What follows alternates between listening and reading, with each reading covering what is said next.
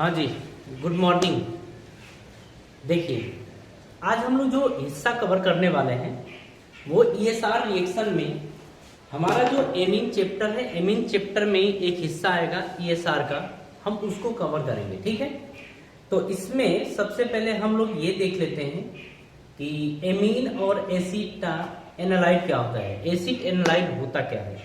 तो सबसे पहले इसको देखते हैं, फिर उसके आगे हम लोग बढ़ते हैं। ठीक है, तो देखिए यहाँ पर बात हम कर रहे हैं एनिलीन की। तो पहले इसका स्ट्रक्चर देख लीजिए, ये कंपाउंड किस तरीके से दिखता है इसको देख लीजिए। अगर हम एनिलीन की बात करें तो आप सभी को पता है कि इसके सिर पे आएगा NH2, तो ये हो जाएगा आपका एनिलीन। इसका नाम क्या होगा? तो इसका नाम होगा एनिलीन। ठीक है, अब देखिए हम इसको एनिलीन जानेंगे। आगे देखिए, आपको एक और नाम याद कर रखने की जरूरत है इसमें, और ये कुछ आपको इस तरीके से दिखेगा, यहां पर दिखेगा NHCO फिर CH3, और इसको बोलते हैं हम एसिड एनालाइड। ठीक है, एसिड एनालाइड बोलेंगे ये होता है। इन दोनों को जरा ध्यान रखिए, इसको प्रोडक्ट ए बोल दीजिए और इसको बी बोल दीजिए। ठीक है, अब हम एक चीज देखेंगे कि बेसिक स्ट्रेंथ किसकी ज्यादा है। तो देखिए आपको पता है कि नाइट्रोजन 3 बॉन्ड बनाता है और नाइट्रोजन के पास एक लोन पेयर होता है। अगर हम इस नाइट्रोजन की बात करें तो क्या लोन पेयर, सिंगल, डबल रज्जु मिलेगी? हाँ, रज्जु मिलेगी। तो इसमें रज्जु मिलेगी। इसकी बात करते हैं, लोन पेयर, सिंगल, डबल, क्या रज्जु मिलेगी? हाँ, यहां पे भी रज्जु मिलेगी। लोन पेयर, सिंगल, डबल, क्या फिर से रज्जु मिलेगी? हाँ, फिर से रज्जु मिलेगी। तो अब बात यहां पर यह है कि जो ये लोन पेयर है वो इस वाले कंपाउंड में, एनिलीन में एक तरफ रेजोनेंस हो रहा है, जबकि इसमें रेजोनेंस दोनों तरफ हो रहा है। ठीक है, और आपको पता है कि ये देने वाला, ये इलेक्ट्रॉन देने वाला ग्रुप है, तो यहाँ एसिडिक स्ट्रेंथ नहीं, यहाँ बेसिक स्ट्रेंथ की बात करेंगे। क्योंकि लुईस बेस का मतलब क्या होता था? लुईस बेस का मतलब था कि जो इलेक्ट्रॉन दे उसको हम लुईस बेस बोलते थे। ठीक है, यहाँ पर भी बात यही है। हम लोग इस चीज को जरा गौर से समझें। हम ये बोल रहे हैं आपको कि यहाँ पर रज्जु एक तरफ मिल रही है और रज्जु यहाँ पर दो तरफ, मतलब इसमें रज्जु दोनों तरफ है, मतलब इस लोन पेयर का ध्यान दोनों तरफ है। और दोनों तरफ ध्यान होने के कारण अगर हम इसके बेसिक स्ट्रेंथ की बात करें तो बेसिक स्ट्रेंथ जो आपका ए है, ए का बेसिक स्ट्रेंथ ज्यादा होगा एज कंपेयर टू बी। क्यों हुआ ऐसा?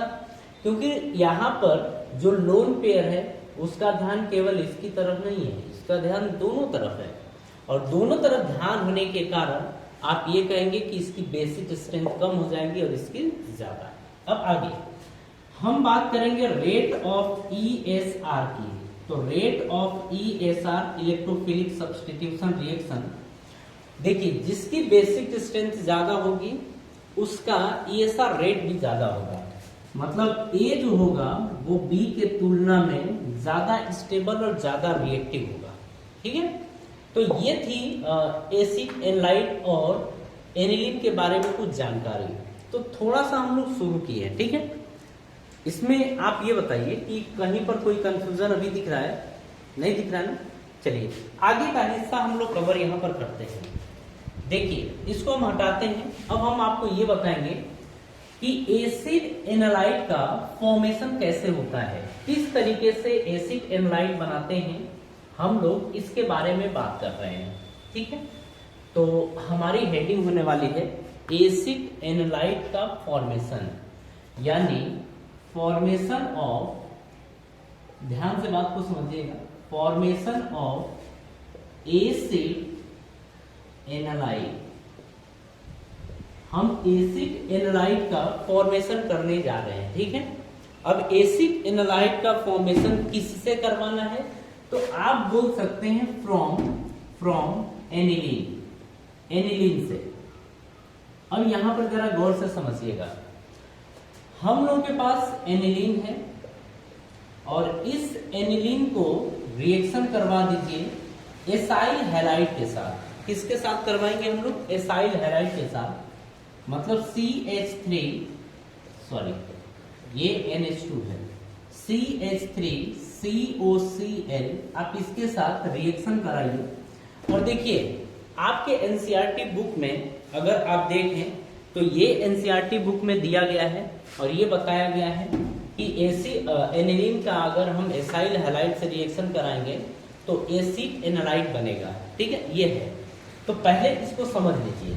आप ये बताइए कि अगर हम लोग बात करें तो क्या क्लोरीन इलेक्ट्रॉन अपनी तरफ शिफ्ट कराएगा? तो पार्शियल निगेटिव, इसके ऊपर आएगा पार्शियल पॉजिटिव। क्या ऑक्सीजन भी इससे इलेक्ट्रॉन अपनी तरफ खींचेगा? बिल्कुल खींचेगा। कुल मिला के इसके पास पार्शियली पॉजिटिव आएगा। ठीक है, मतलब ये किसकी तरह बिहेव करने वाला है? तो कार्बन जो है वो एक इलेक्ट्रोफाइल की तरह बिहेव करेगा। क्यों? क्योंकि इसके पास पार्शियल पॉजिटिव चार्ज है। कहानी को समझ में आ रही है? अब आगे की कहानी इसके आगे देखिए। एनिलीन है, इसमें नाइट्रोजन के पास लोन पेयर है। अगर ये लोन पेयर है तो ये क्या करेगा? इसको इलेक्ट्रॉन प्रोवाइड करेगा, मतलब इस कार्बन को इलेक्ट्रॉन देगा। अब जब इलेक्ट्रॉन देगा तो देने वाला लेने वाला, तो दोनों के बीच में बॉन्ड बनेगा। अब यहां पर बात हो रही है कि जो नाइट्रोजन है, ध्यान से बात को आप समझिएगा, जो नाइट्रोजन है इसके पास 2 हाइड्रोजन इस तरीके से हैं। ठीक है, अब इसने इस वाले कार्बन को इलेक्ट्रॉन दिया है, तो कार्बन को दिया है, कार्बन से कौन है? डबल बॉन्ड O है, Cl है और यहाँ पर CH3 है। अब यहाँ पर बात को समझिएगा, नाइट्रोजन ने इलेक्ट्रॉन दिया है और देने वाले के सिर पे आता है प्लस। देने वाले के सिर पे क्या आता है? प्लस। कार्बन ने इलेक्ट्रॉन लिया है तो कार्बन के सिर पे आएगा माइनस। ठीक है, अब यहां पर बात समझिए, कार्बन के सिर पे माइनस है, खुद अनस्टेबल है। नाइट्रोजन के सिर पे माइनस है, खुद अनस्टेबल है। यहां पर ये कार्बन बोलेगा क्लोरीन से कि बेटा कुछ करोगे? तो क्लोरीन यहां पर ये बोलेगा कि हाँ बिल्कुल। मतलब क्लोरीन जो होता है ये गुड लिविंग ग्रुप होता है, मतलब ये छोड़ के भागने की क्षमता इसको होता है, मतलब ये लीव कर सकता है, आराम से ये लीव कर सकता है। मतलब आप बोलेंगे कि ये एक गुड लिविंग ग्रुप है, मतलब हाँ छोड़ सकता है, लेकिन छोड़ेगा कैसे? क्लोरीन मोर इलेक्ट्रोनेगेटिव है, ये इलेक्ट्रॉन को अपनी तरफ शिफ्ट कराएगा। ठीक है, इसमें। और जिस टाइम क्लोरीन इलेक्ट्रॉन शिफ्ट करेगा अपनी तरफ, उसी टाइम नाइट्रोजन हाइड्रोजन को बोलेगा एक काम करके तू सारे इलेक्ट्रॉन मुझे दे के और तू निकल जा, इस तरीके से। तो यहां से अब बात ध्यान से समझिएगा, ये आपके रिंग है, इस रिंग से जुड़ा हुआ है नाइट्रोजन। कौन जुड़ा है? नाइट्रोजन और एक हाइड्रोजन है। नाइट्रोजन एक हाइड्रोजन जुड़ा हुआ है।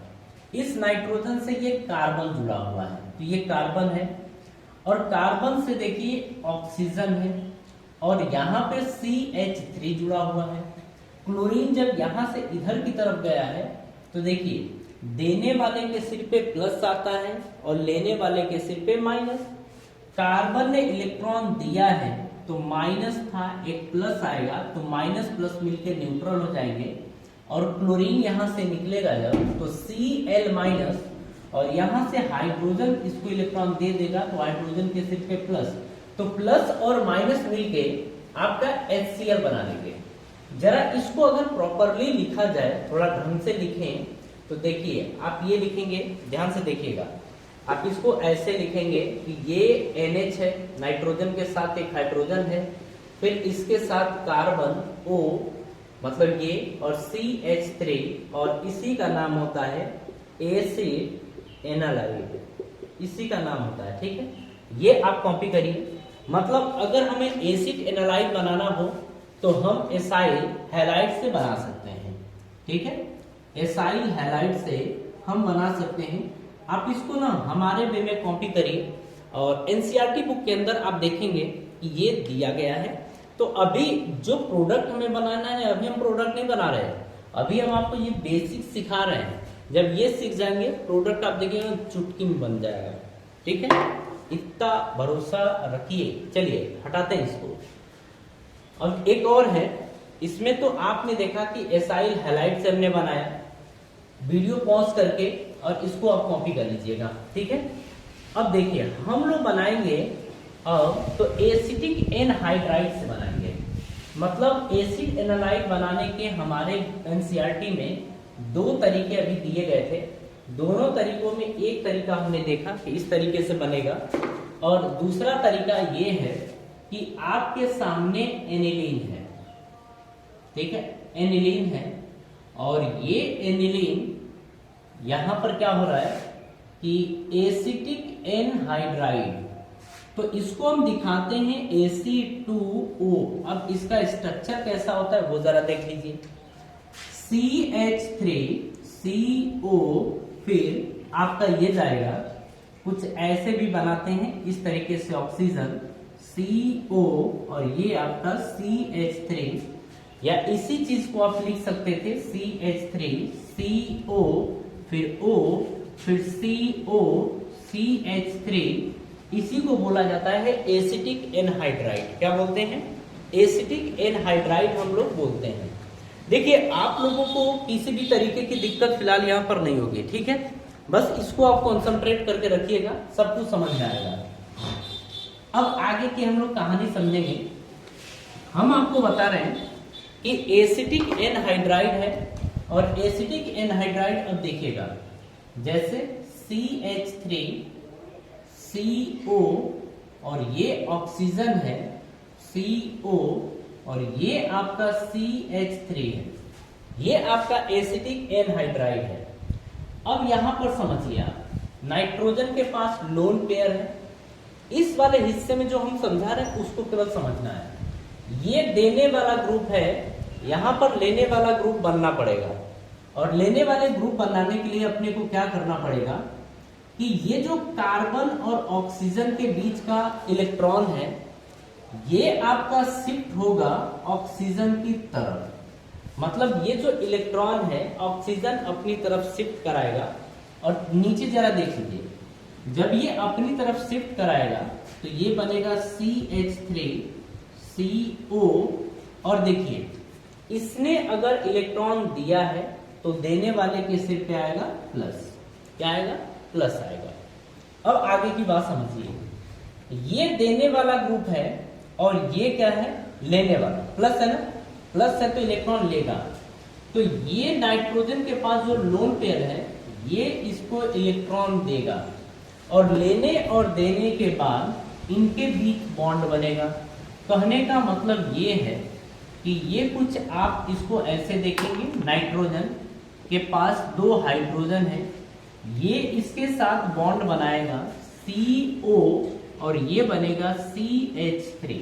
इस तरीके से देखिए, प्लस है, इलेक्ट्रॉन लेगा, तो इलेक्ट्रॉन लेके ये न्यूट्रल हो जाएगा, ठीक है। लेने वाले के सिर पे क्या आता है? माइनस। तो माइनस और प्लस मिलके क्या हो जाएगा? न्यूट्रल। अब ध्यान से समझिए, इसने इलेक्ट्रॉन दिया है और देने वाले के सिर पे आता है प्लस, देने वाले के सिर पे प्लस, ये होगा। अब आगे की कहानी समझिएगा। नाइट्रोजन और हाइड्रोजन की अगर बात करें तो नाइट्रोजन के सिर पे प्लस है, मतलब अनस्टेबल है। फिर क्या होगा? फिर ये नाइट्रोजन क्या करेगा? हाइड्रोजन से इलेक्ट्रॉन अपनी ओर शिफ्ट कराएगा, और जैसे ही ये शिफ्ट होगा इधर की तरफ, वैसे ही देखिए क्या होगा। वैसे ही आप देखेंगे कि ये बन जाएगा NH एक रहेगा, और ये रहेगा CO CH3, आपका ये बन जाएगा, ठीक है, ये बन जाएगा। और इधर आप देखेंगे कि H प्लस बनेगा, मतलब यहां से क्या निकला है? यहां से ऐसे बोल सकते हैं कि ये H प्लस आपका निकला है। और आप यहां पर देखेंगे ना, तो इस जगह पर आप देखेंगे कि इसके सिर पे आएगा माइनस। जरा अब देखिएगा, CH3 है, CO है, O माइनस है, और ये वाला जो H प्लस है इसको ये इलेक्ट्रॉन देगा, और जब इलेक्ट्रॉन देगा तो बनेगा CH3CO, और ये OH, ये एसिटिक एसिड बनेगा, ठीक है।